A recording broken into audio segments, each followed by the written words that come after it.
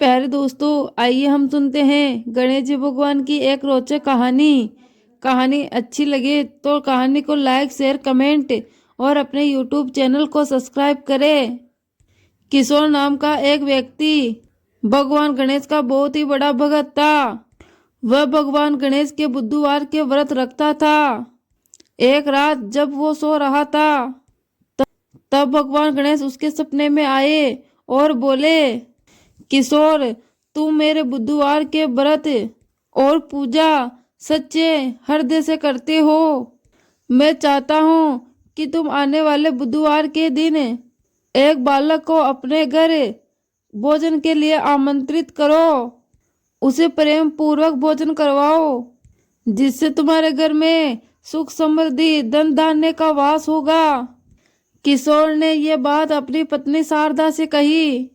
किशोर की पत्नी शारदा स्वभाव से बहुत ही कंजूस थी। वो कभी भी किसी को दान पुण्य नहीं करती थी। अजी, आप भी क्या सपनों के ऊपर विश्वास करने लगते हो? फिर ऐसे तो हमारे भंडार भरे होते।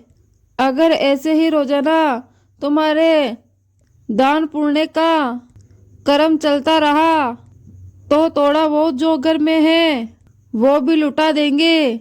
अपनी पत्नी की बात सुनकर किशोर बोलता है, शारदा, एक ही तो बुधवार की बात है और फिर एक ही तो बालक को भोजन करवाना है।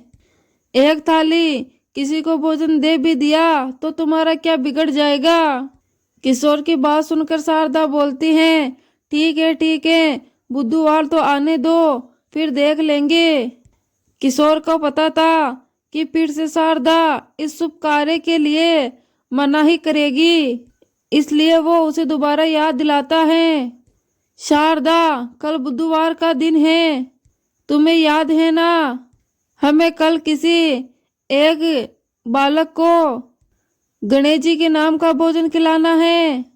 तो तुम कल एक काम करना, बाहर जाकर किसी एक छोटे बच्चे को ले आना, हम उसे प्रेम पूर्वक भोजन खिलाएंगे। शारदा बोलती है, किसी एक छोटे बच्चे को ही तो खाना खिलाना है, बच्चा छोटा हो या बड़ा, खाना ही तो खिलाना है। और यदि मैं सबसे छोटे बच्चे को खाना खिलाऊंगी तो वो खाना कम खाएगा। शाम के समय ये मैदान में बच्चे खेल रहे होते हैं, वहीं जाकर देखती हूँ। कल किसी भी बच्चे को भोजन के लिए आमंत्रित कर दूंगी। यह सब गणेश जी भगवान देख रहे थे। गणेश जी भगवान बोलते हैं, अच्छा, तो तुम ये सब छोटे बच्चे को खाना खिलाने के लिए बोल रही हो, फिर तो अब मुझे लीला रचनी ही होगी। आखिर मेरे नाम का भोजन है तो मैं भला पीछे कैसे रह सकता हूँ? कल मैं ही तो आमंत्रित हूँ। शाम को मैदान में जहाँ बच्चे खेलते थे, शारदा मैदान में जाकर वहाँ सबसे छोटा बच्चा ढूंढने लगती हैं। गणेश जी बोलते हैं, अब मुझे एक छोटे बच्चे का रूप ले लेना चाहिए। शारदा उन सब बच्चों को देखकर बोलती हैं, यहाँ तो बहुत सारे बच्चे हैं, देखती हूँ इनमें कोई छोटा बच्चा मिल जाए। भगवान गणेश ने देखा कि शारदा एक छोटा बच्चा ढूंढ रही है, तो उन्होंने भी एक छोटे से बच्चे का रूप ले लिया और वे सब बच्चों के बीच खेलने लगे। शारदा की नजर खेलते हुए छोटे बच्चे पर पड़ी। हाँ, वो रहा छोटा बच्चा। बेटा सुनो, तुम कल मेरे घर खाना खाने आ सकते हो। मैं तुझे भोजन के लिए आमंत्रित करती हूँ। यही पास में मेरा घर है, तुम अपने घर पर पहुँच के आ जाना। गणेश जी के रूप में वो बालक बोला, ठीक है माँ, कल मैं भोजन करने जरूर आऊँगा। शारदा सोचती हैं, चलो अच्छा है, छोटा बच्चा मिल गया, यह तो थोड़ा सा ही भोजन खाएगा और मेरा काम भी आसान हो जाएगा। अगले दिन जब भगवान गणेश जी छोटा सा बालक बनकर शारदा के घर गए तो शारदा ने उनके सामने 2 पूरी, हलवा, थोड़ी सी सब्जी और थोड़ी सी खीर परोस दी। गणेश जी ने तो फटाफट उस भोजन को खा लिया और कहा, माँ भोजन तो बहुत ही स्वादिष्ट बना है, लेकिन अभी और भोजन खाने की इच्छा हो रही है। ऐसा लग रहा है अभी तो मैं भूखा ही हूँ। किशोर बोलता है, शारदा रसोई में जाकर और भोजन ले आओ। लगता है इस बच्चे को भोजन बहुत ही स्वादिष्ट लगा है, और छोटे बच्चे तो भगवान का रूप होते हैं। इस बालक को हमारे द्वारा परोसा गया भोजन बहुत ही पसंद आया है। यह हमारे लिए बहुत ही प्रसन्नता की बात है। शारदा ये बात सुनकर बोलते हैं, अच्छा तो कोई बात नहीं बेटा, तुम तब तक ये खीर खाओ, मैं तुम्हारे लिए और भोजन लेकर आती हूँ। शारदा बालक के सामने भोजन परोसती जाती, और उधर भगवान गणेश बालक के रूप में फटाफट उस भोजन को ग्रहण कर जाते। मैं अभी भी भूखा हूँ माँ, मुझे और भोजन चाहिए।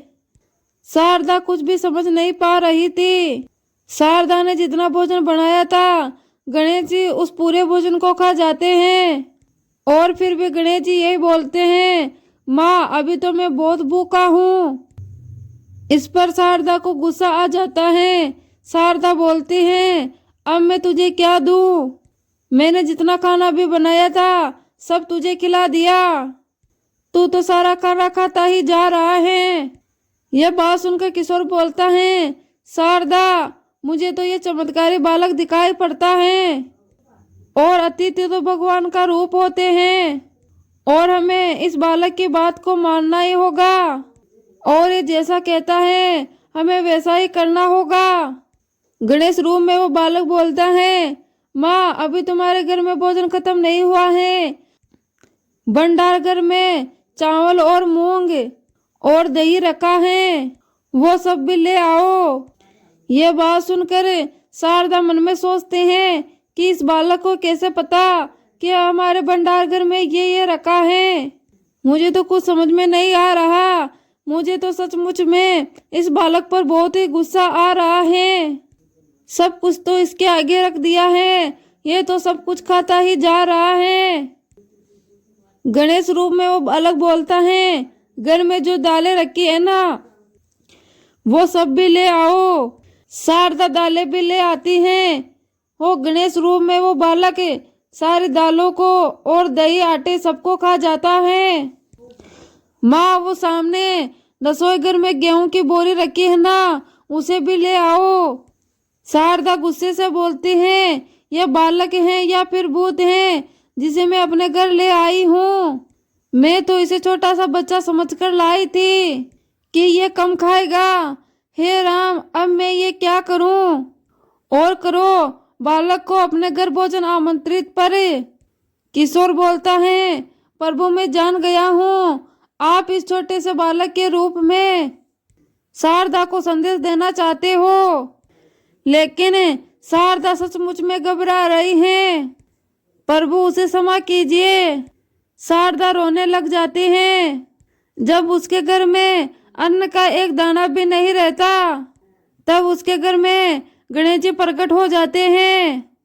सामने भगवान गणेश को खड़ा देखकर किशोर अपने हाथ जोड़ लेता है, और शारदा भी उस बालक को गणेश जी के रूप में देखकर चौंक जाते हैं। गणेश जी बोलते हैं, माँ भोजन खिलाने में कैसे कंजूसी? तुम्हें तो बस एक बच्चे को ही तो खाना खिलाना था, और उसमें भी तूने सबसे छोटा बच्चा ढूंढने के लिए सोचा। इसलिए मैं एक बालक के रूप में आकर तुम्हें संदेशा देना चाहा। कभी भी किसी भी अतिथि को भोजन के लिए आमंत्रित करो तो अपने सच्चे हृदय से बिना मन में कपट किए भोजन परोसो। प्रेम पूर्वक दान पुण्य करने से घर में सुख समृद्धि धन लक्ष्मी वैभव का वास होता है। ये बातें सुनकर शारदा रोती हुई बोलती हैं, प्रभु मुझे क्षमा कर दीजिए। अब मैं आज के बाद कभी भी कोई कंजूसी नहीं करूंगी। सदैव इच्छा अनुसार दान पुण्य करती रहूंगी, और घर पे आए अतिथि को भोजन खिलाने में कभी भी कंजूसाई नहीं करूंगी। इसके पश्चात भगवान गणेश किशोर और शारदा को आशीर्वाद देते हैं और गणेश जी ने जो भी खाया था उस सामान का गणेश जी चौगुना कर देते हैं। घर से जाते समय भगवान गणेश ने शारदा की झोपड़ी पर लात मार जाते हैं, जिससे उस पुराने झोपड़ी की जगह एक सुंदर महल बन जाता है। किशोर को अपनी भक्ति का फल मिल गया और शारदा को भी अब समझ में आ गया कि अब कभी भी कंजूसाई नहीं करनी है। उसे भी एक सीख मिल गई।